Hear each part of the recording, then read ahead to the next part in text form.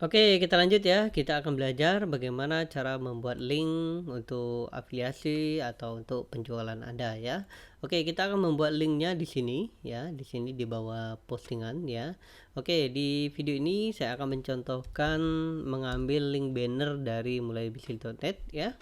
Di sini ya. Oke, kemudian kita akan login di sana ya. Kita akan login. Oke, sign in ya. Oke, kemudian Anda ambil my program di sini ya.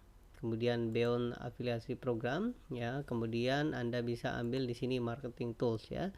Oke, kemudian klik di sini banner ya. Anda pilih yang 300 pixel kali 250 pixel ya, karena 300 ini dimensinya 300 ya lebarnya ya. Oke, kemudian Anda ambil copy di sini ya, apapun bisnis Anda ya, ataupun apapun dari link afiliasi Anda ya. Oke, kemudian Anda copy di sana ya. Kemudian Anda pergi ke appearance ya, kemudian klik widget. Ya, oke. Kemudian kita akan ambil teks ya. Kita akan teks ambil di sini ya. Kemudian paste di sana ya. Save. Klik save. Oke, kita akan refresh ya. Oke ya, belum muncul ya. Oke, kita akan refresh lagi ya.